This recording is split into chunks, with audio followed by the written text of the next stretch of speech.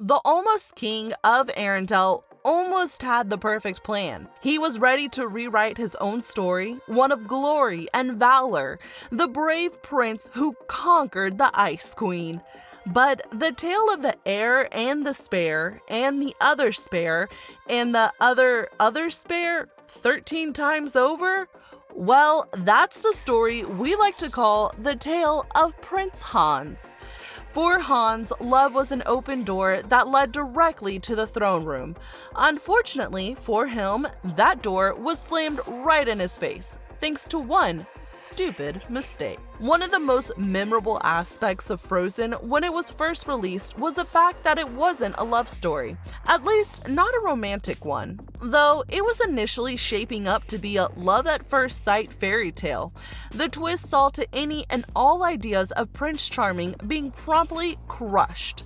Hans is definitely not Prince Charming, so who is he? Prince Hans is the 13th born prince of the Southern Isles, with essentially no hope of ever ascending to the throne, unless some unfortunate event kills off all 12 of his older brothers, or every single person ahead of him in the line of succession gracefully bows out of the role all at once.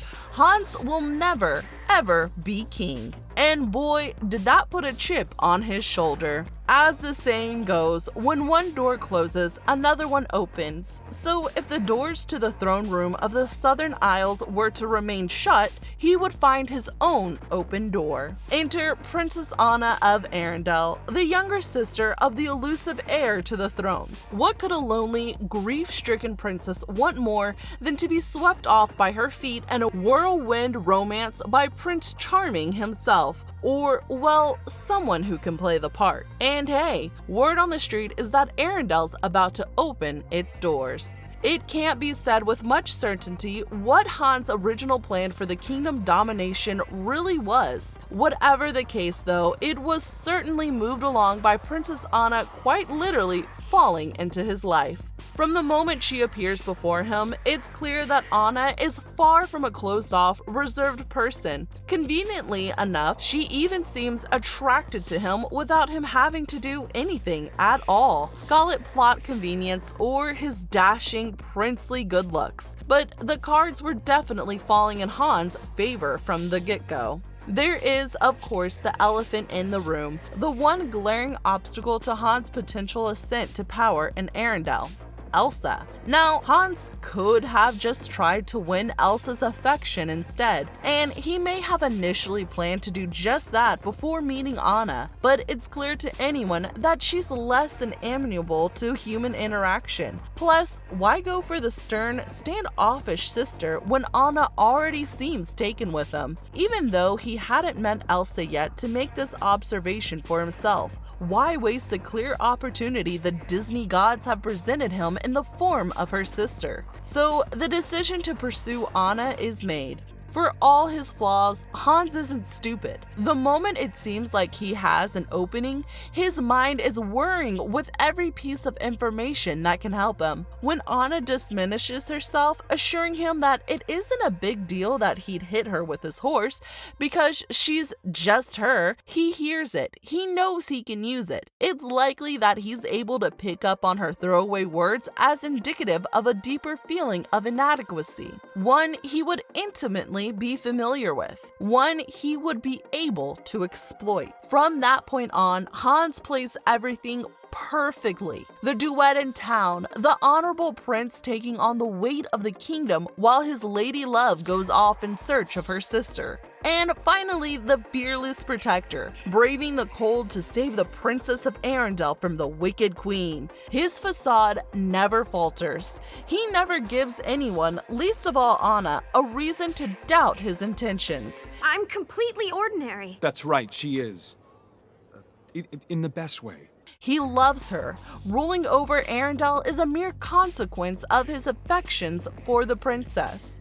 It is in this moment that seemingly reinforces this facade that Hans makes a mistake. As the search party for Anna arrives at the base of Elsa's ice palace, Hans declares that no harm is to come to the queen. We watch as he cuts down Marshmallow and races after the two men sent to kill Elsa, not knowing their orders but clearly suspecting their intent. He risks his own life in the process, nearly being sent toppling off the bridge only to be saved by Arendelle's soldiers. He arrives in the heart of the castle just in time to stop Elsa from killing the two men. With an audience of Arendelle's own men, he begs her to spare the foreign soldiers, not for their sake, but to protect her own virtue. In that same moment, he lunges forward to redirect the bolt fired from the crossbow of the soldier who she had pinned to the wall. Han saves Elsa's life.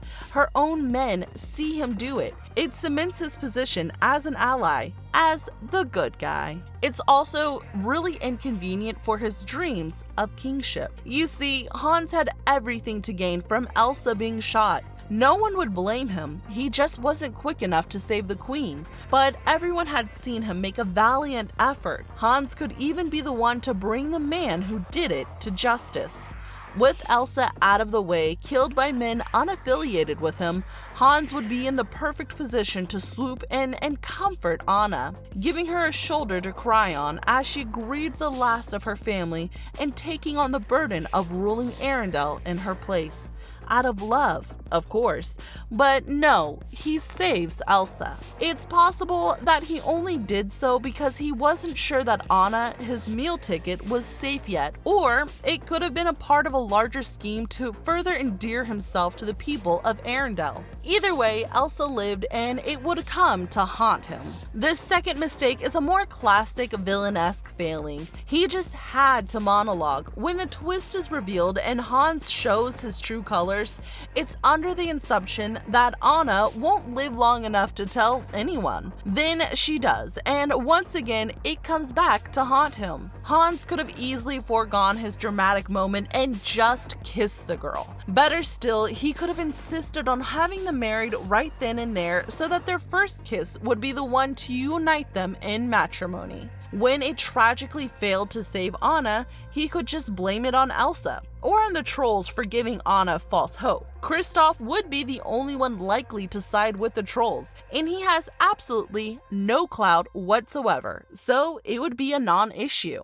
Just like that, Hans could have been king of Arendelle. Though the finer details of Arendelle monarchy aren't ever laid out, we can safely assume that the man left in charge by his late wife will likely be in charge for a while, at least until they can find someone with a better claim, but it's doubtful they would try considering how well Hans had played everyone up to that point. He had actually succeeded and gained power. It's likely that he would have kept it. As boring as it might be, we don't think that King Hans would have run Arendelle into the ground. While it's unclear how much of his goodwill towards the people was genuine versus part of his plan, it is clear that he knows how to govern. He's not shy about making decisions. In fact, having been raised a prince, it can be assumed that he's actually quite qualified for the role. Of course, we'll never know because he failed. The thing is, the cause of his failure, more than saving Elsa, more than his villainous monologue, was something he had done much earlier, likely without even realizing it. When Hans met Anna, from the moment his plan to use her became clear in his mind, he had already lost.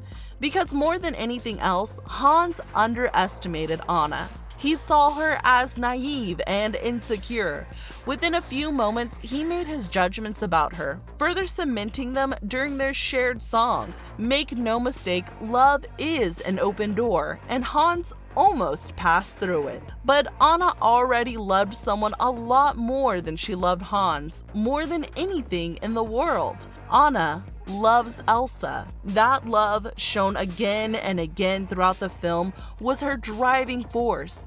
Maybe she was naive, maybe she was a little insecure, but Anna's love for Elsa would drive her to overcome any obstacle. If Hans had known, maybe he would have played the part a little bit longer. In another world, a darker one where the hero doesn't win, Han gets away with it, Anna dies, and Elsa is either imprisoned or killed for it. The kingdom of Arendelle is left in his hands to do with as he sees fit. In this world, a world where fairy tales are won by those who hold love in their hearts, Hans' mistakes brought him a one-way ticket to the Southern Isles to face justice for his crimes. Let us know what you think could have happened if Hans had been more careful in the comments below, and we'll see ya in the next one.